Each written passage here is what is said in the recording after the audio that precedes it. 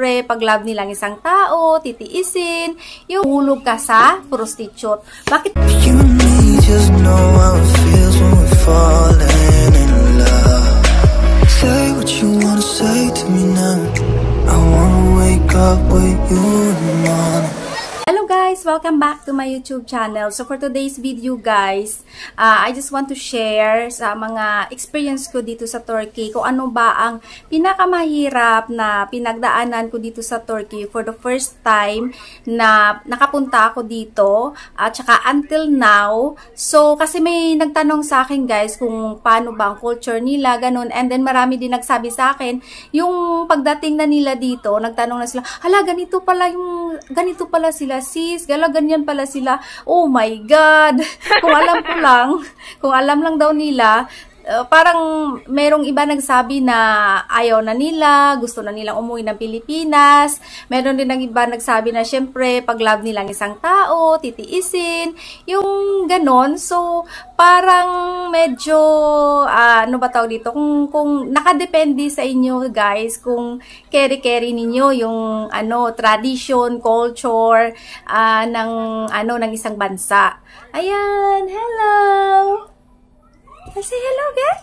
Come here. Say hello. Ayan. So, bali ito, guys, ay bibigyan ko kayo ng idea para hindi kayo mag-expect ng bonggang-bongga kapag asawa kayo ng Turkish. No, kasi yung iba nag-e-expect na kung ano-ano, ng parang okay na yung buhay nila, parang ganon. So, but before we start our video, please don't forget to click the like, subscribe, and turn on the notification bell so that you will be updated in my next video. At malay ninyo, sa susunod yung video ay para sa inyo. Ayan, so sa mga mag-request lang ng video guys, please comment sa baba, magtanong lang. And then, kung gusto nyong gawa ng vlog, so comment nyo na lang doon. Kung ganito, pwede gawa ng vlog, paki-explain sa vlog mo, yung ganun. Ayan guys, so thank you so much sa aking mga bagong subscriber at saka sa mga nanonood ng aking mga videos, nagsusubaybay. Ayan, thank you so much. So ngayon guys, sisimulan natin. So, ang experience ko guys, first time talaga na pagpunta ko dito. Syempre, that time, kinabiyanan pa ako nakatira. So, which is na, parang medyo okay pa. Kasi kung mga pangangailangan ng asawa ko, si biyanan gumagawa, nagtatrabaho, yung ganon. So, parang okay naman sa akin, guys. Pero, ang hindi ko lang matake, guys, yung pagkain.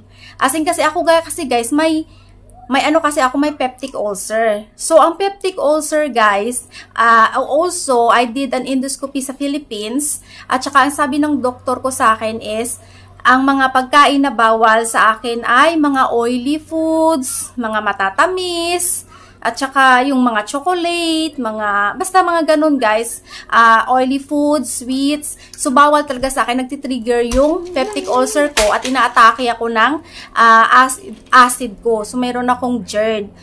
So, ayan guys. So, pagdating ko na dito guys, so yung pagkain nila guys ay mix ng Persian, Arabic, Indian, yun.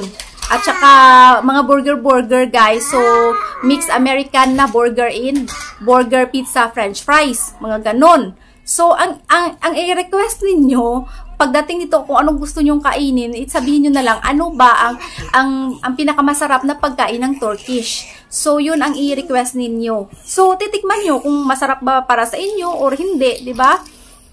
Mali talaga yung sa akin, guys, eh. Spaghetti. Animalistic.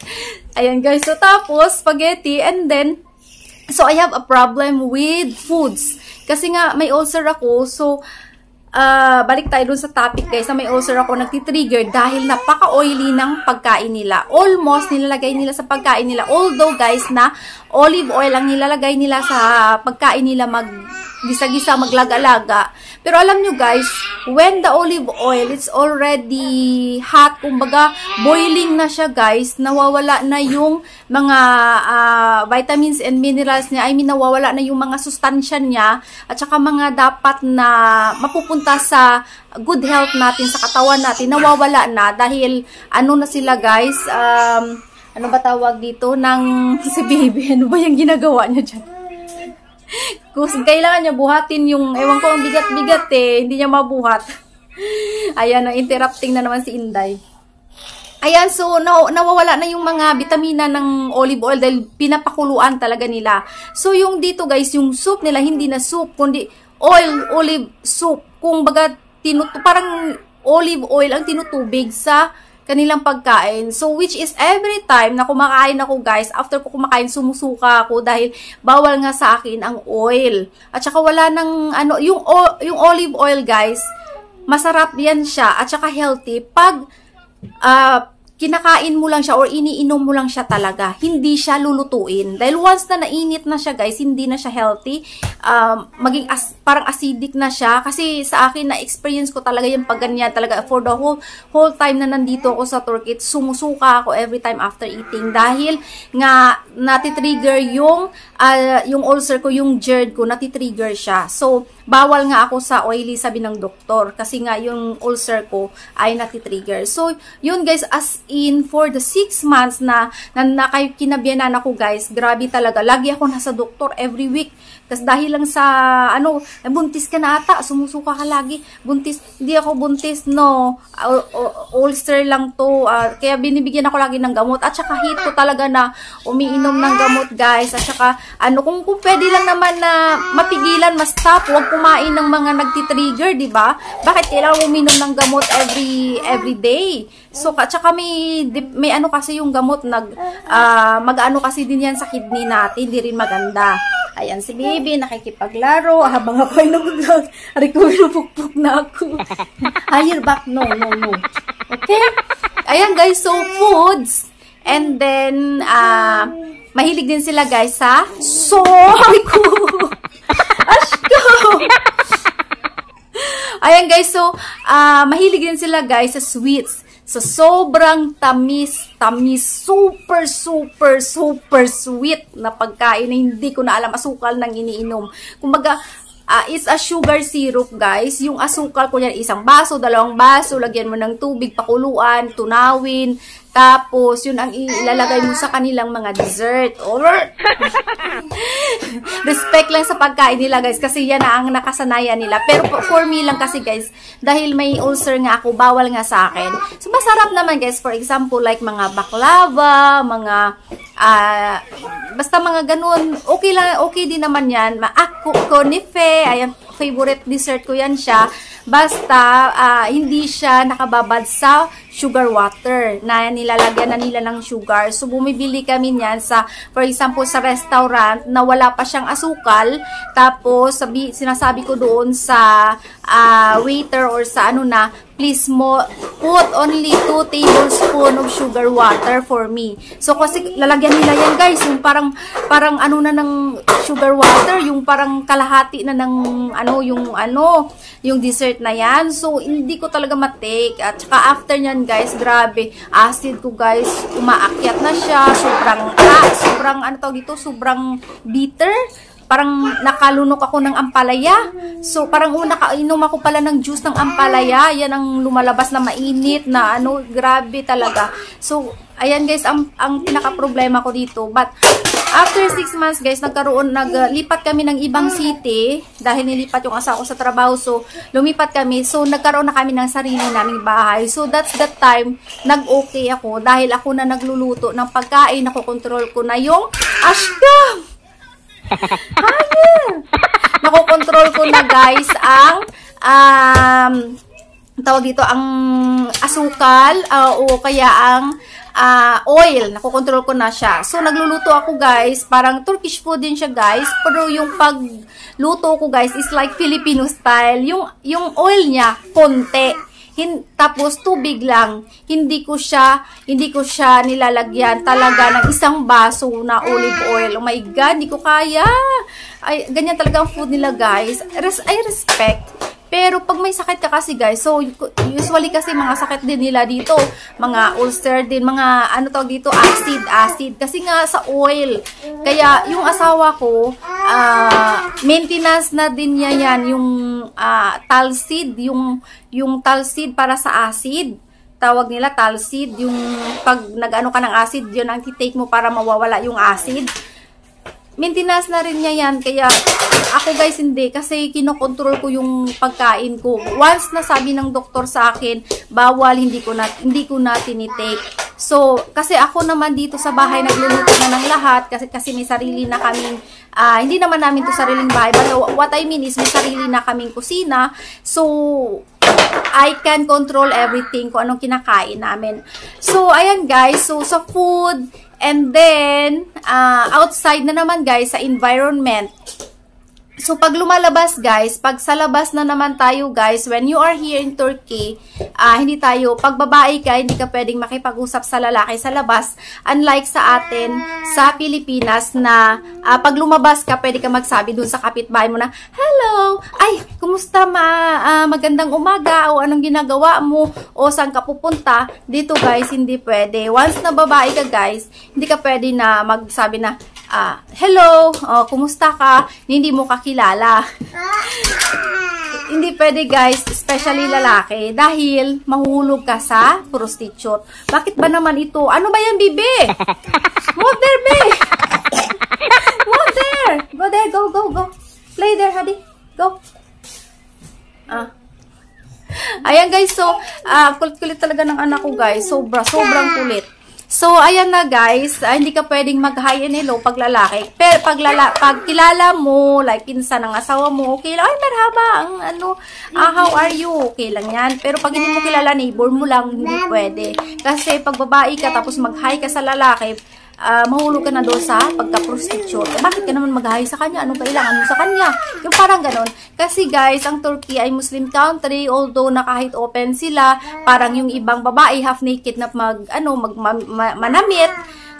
Parang na sila, parang ang tawag dito, parang American or European style na sila manamit, pero yung culture nila ay nakaano pa rin sa pagka-Muslim. So, bawal ka makipag-usap sa lalaki pag ikaw ay babae, at bawal ka rin makipag-usap sa babae pag ikaw ay lalaki. Kasi may something there na talaga. For example, na sa mga, pwede ka makipag-usap guys pag friends mo, cousins mo, kumbaga old-time friends, mga ganun. Pero pag hindi mo man lang siya kilala, tapos magsabi ka, hi, hello, how are you? Diba sa atin normal lang yan, kumbaga tayo ay tawag dito, approachable na tao. Hi, hello! Ganyan pa akong dati una dito. Ngiti-ngiti. Ganon nga, pag tinitingnan, ngiti-ngiti. Ngayon, sabi sa akin ng asawa ko, pag tinitingnan ka ng lalaki, yumuko ka, huwag kang umiti. Kasi hindi maganda tingnan sa isang babae. Parang pokpok, parang mumurahin. Ano ka, naghanap ng customer? Ang ganon.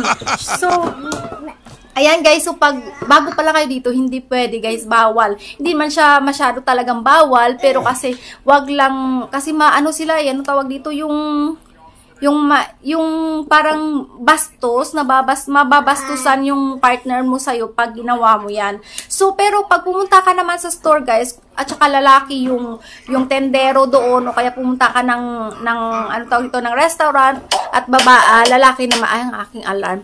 At lalaki naman yung waiter doon. So, okay lang yan. Dahil may kailangan ka. Kailangan mo mag-order. Pag pumunta ka naman sa ibang store, o kaya like for example, mga grocery, hindi mo nakita yung ganito, magtanong ka doon sa lalaki na merchandiser, o kaya yung nag-ano ng store doon, nag-arrange, ay, excuse me, saan ba dito? Okay lang yan. Pero pag naglalakad kayo sa kalsada, guys, hindi pwede. Ako, dati, ganun pa ako, guys, ngiti-ngiti. Sabi yung ngiti sa lalaki? Sabi ko, bakit? Isipin nun, pukpok ka. Ha? Ganun pala yun. Yumuko ka. Okay. So, ganun na. Nung nalaman ko ng ganun pala, yun, hindi na talaga ako. Tapos, pag tinitingnan ako ng lalaki, tapos nag-eye contact kami, hindi na rin ako humingiti. Patapangan na lang tayo ng tingin. Kung sino mo lang yumuko sa atin, yung parang ganun. So, ayan guys. And then, number 3 guys. Number 3, ano ba tawag dito? sa pananamit. So, number 3 guys, sa pananamit, I think na-explain ko na for some of my videos. Sa pananamit naman guys, depende naman yan guys sa'yo. Pero usually, pag ikaw lang talaga lumabas mag-isa, wag masyadong iksi-iksi din. At saka once na may mag-approach sa'yo na lalaki, wag mo nang i-entertain. Dahil iba na yung meaning niyan. Kasi sobrang iksi ng short. Ako pa naman guys, may dig ako sobrang iksi ng short. Dahil naiinitan ako, I feel comfortable pag sobrang iksi ng short ko. At saka sobrang sexy ng damit ko. Yung parang ganun lang.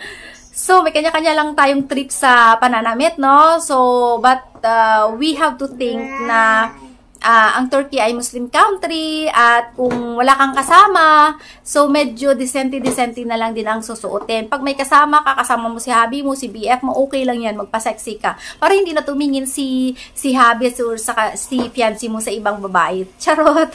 Pero actually guys, loyal naman ang mga Turkish guy. Loyal naman sila. So wala kang problema niyan kahit hindi ka nakapag-sexy o nadamit or whatsoever. At least magkasama kayo, walang problema na. Titingin sila sa iba. Of course, titingin. May matay, di ba? Kasi kung walang matayan, hindi yan titingin, no? Di ba? So, ayan, guys. And then, number 5, guys, communication. Alam niyo kung bakit? Oh my God. Para na akong, nowadays, guys, this week na, stress na ako talaga ng bongga. Kasi gusto ko mag-apply ng another company ng SIM card dahil na-end na yung SIM card ko. My God, nakakainis lang dito kasi guys, every time na may problem ka, tatawag ka sa customer service, walang may nag-i-English. Nakakabaliw sila. Ano ba yung customer service? Walang English. Diba sa atin sa Pilipinas, once na customer service ka, marunong mag-Tagalog, mag-English, tapos kung may alam ka pang ibang language, Korean, Chinese, whatsoever, so it's good for you. Pero kailangan marunong ka mag-English kasi yung customer mo is not only local. For example, dito sa Turkey, hindi lang naman Turkish people nakatira dito sa Turkey. At hindi rin naman pwede na pagbaba mo ng airport, marunong ka na mag-Turkish, no? It takes time. Napakahirap ng language nila, guys. Ako, nag-aral ako ng Turkish. Naku, Diyos ko, Lord, nawawala bigla. Hindi ko alam kung bakit. Kasi naman, wala namang Turkish dito sa bahay. Yung asawa ko, full-time English naman sa amin. Yung anak kong panganay. Pero ngayon, yung anak kong panganay, natuto na siyang mag-Turkish dahil sa school. Love you. So, ayan guys, communication guys. At saka pag lumabas kayo sa labas guys, as in bihira lang kayo makakita ng tao na makausap na marunong mag-English. English teacher nga eh, hindi pa marunong mag-English eh. Sabi ko, ha? Ano ba yan? Yun, ayaw nila, mga kaibigan ng asawa ko English teacher. Ayaw ko kausapin dahil baka daw pagtawanan ko. Sabi ko, ba't naman ko naman kayo pagtawanan? Hindi ko nga mas straight yung English ko. Kumbaga, ang importante, maintindihan natin yung isa't isa. I don't care naman kung marunong ka mag-English. Kasi ako mismo, I am not good in grammar naman sa English. Kumbaga, English kinamatis. So, okay lang yan. Pero, nahiya sila daw sa akin. Kasi nga, dito, kahit na English teacher, yung English nila ay bato-bato. Yung parang, alam lang nila ganitong meaning, pero hindi sila makapag-straight ng sentence talaga. Unlike sa asawa ko, na perfect ang English niya. Mataas yung grades niya sa ano yun, IELTS, ano ba yun? Basta yung exam na niyan, na ganyan, kaya naging ano siya, certified translator na siya ngayon, at may wino-workout pa siyang isang profession na bonggang profession. Next time i-release ko na sa inyo guys kung ano ang mga profession at ano. Gusto ng asawa ko kasi maging professor. So nagtitake siya ngayon ng another course. So that's why na medyo ang buhay namin gumapang-gapang. Nag-swing dahil ang mahal ng tuition niya, guys. So kakabayad lang niya ng tuition na 30,000 tele this 2 weeks niyang OGT lang yan, guys. 2 weeks niyang OGT. 30,000 tele ang binayaran niya, kaya gewang-gewang ang buhay namin. And then magbabayad pa siya ng another extra payment. I mean, hindi extra payment, another for enrollment kasi 'di ba pasukan na ngayong September. So, pero okay lang guys, at least pag natapos na siya, baka matuluyan na akong maging madaming pera.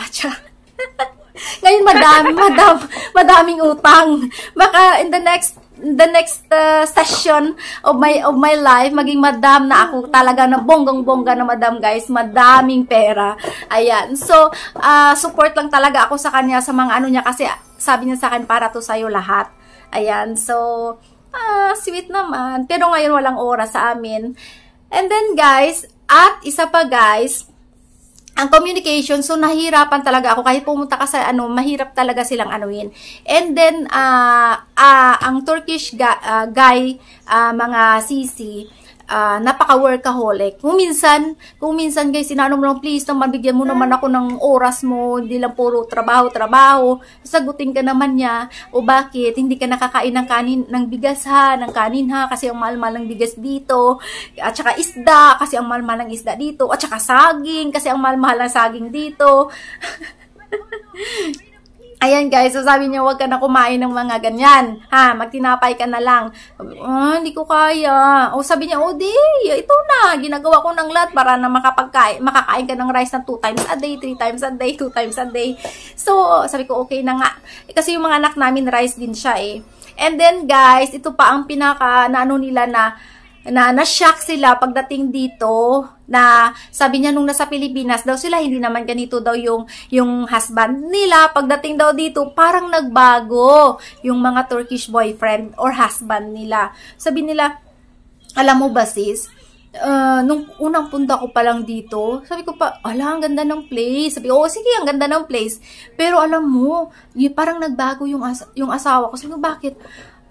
Basta iba talaga siya kaysa noong nag-date pa lang daw sila. Sabi ko, hindi mo kasi makilala talaga guys ang isang tao pag hindi kayo magkasama sa isang bahay, hindi kayo makasal, or yung parang hindi talaga kayo committed, hindi mo talaga makilala ang isang tao. Kasi dito guys, ito nga ang culture nila na ang lalaki ay pagsisilbihan ng babae. Yung babae guys ang nasa bahay, magluluto, maglilinis, magbabantay ng bata.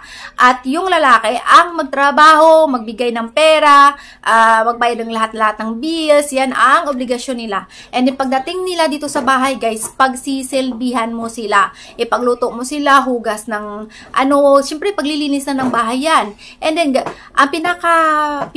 ang napakapagod na gawin, guys, is mag-dinner. Pagkatapos ng dinner, magligpit ka ng pinagkakainan, gagawa ka ng chai. So, after gagawa ka ng chai, mag-prepare ka ng mga nuts, mga sunflower seeds, mga cookies, many things. And then, after nyan, maglilinis ka na naman ng mga pinagkainan, guys. After mo naglinis ng pinagdidiniran, maglinis ka na naman ng pinag-inuman ng chai, ng mga ganun-ganon. And then, after ng chai nila, mga sisi, maghiwa ka ng mga prutas na naman. Pagsisilbihan mo na naman sila. Kaya yung asawa mo, maghiwa ka ng mga prutas, nalagay mo sa lamesa, bla bla bla, ganun. No ending talaga na maging malinis ang kusina, at walang ending talaga ang hugasan. Oh my God. At walang ending ang kainan sa gabi. Kaya, 3 AM na ako natutulog, guys. Tapos magigising ako ng 6 AM kasi ihatid yung anak sa pagising ko, prepare ako ng almusal nila. Tapos magluto ako ng babaoni ng anak ko for lunch. Tapos almusal, tawag dito, snack at saka lunch doon sa school. Kasi 2 PM and 2:30 PM yung end ng class nila. And then, pagkatapos niyan, guys, na mag-prepare ako ng ng lunch, ihatid na siya ng asawa ko. And then, ngayon, guys, kaya nakabihis ako dahil susunduin ko si panganay. Maglalakad kami, super init. Ay, Diyos ko Lord. Ganyan, guys. At saka wala kang maasahan dito, guys. Kahit anong mangyari, magkasakit ka man, solong-solo mo. Kaya, guys, sa mga gusto talaga at gustong-gusto talaga pumunta dito, atat na atat, naku, tingnan ko lang kung hindi kayo atat na umuwi na naman. Alam nyo, masaya sa unang session ng buhay nyo dito, until maybe 3 months, 1 to 3 months, 1 to 6 months, okay pa yan, until mag-year na kayo dito, at pag nadaanan kayo ng Christmas, tingnan ko lang kung hindi kayo iiyak. Alam nyo kasi guys, walang Christmas dito, walang pa New Year dito. Depende sa inyo. Mag-celebrate kayong dalawa lang kayo mag-celebrate. Pero I don't think na yung asawa mong Muslim magse-celebrate ng Christmas.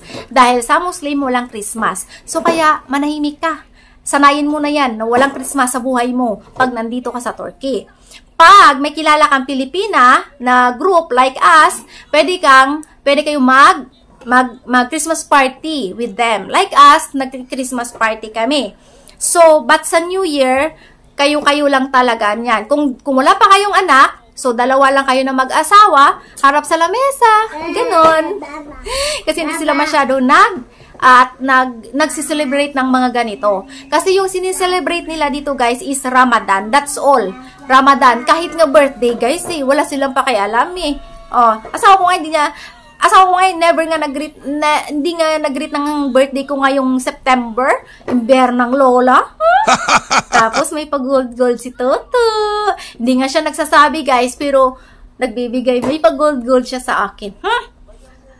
Sabi ko, hindi ko kailangan ng gold kasi kailangan kong sabihin mo sa akin, happy birthday. Tapos yung kapiyakapin mo ako. Ganun lang ang gusto ko. Hindi ko kailangan tong gold na to. Padrama si Inday, no? Pero masaya naman ako guys, pero parang lack kami sa attention na ngayon kasi syempre dalawang bata, busy sa trabaho, tapos yung ganun. Pero I think naman siguro pag lumaki na sila, may time na kami sa isa't isa, no? So ayan guys, ayan si baby ang bura. Ayan guys, so I hope guys na naka-learn kayo naman dito sa aking kachismisan. At saka pasensya na kayo guys, magulo si baby. Hinampas na ako kanina. Ayan. And I'm gonna end this now kasi lalabas na kami. So, pupunta kami sa school ni panganay. At I'm gonna tawag dito kasi baka na naman, ay, naku, Lord. Alam mo yung sa school nila, tinutulak siya, binabasa siya, hinahampas siya. Grabe. I-vlog ko yan next ang mga experience namin sa school. Ay, naku, na-ember na ako guys sa school dito. So, ayan guys. Bye-bye and see you in my next vlog. I hope na hindi kayo magsawa sa panonood ng aking mga videos. And thank you so much. At kung may request kayo, sa baba lang, okay? Ayan, bye-bye. At ako ay lalayas na. See you in my next vlog. Thank you so much.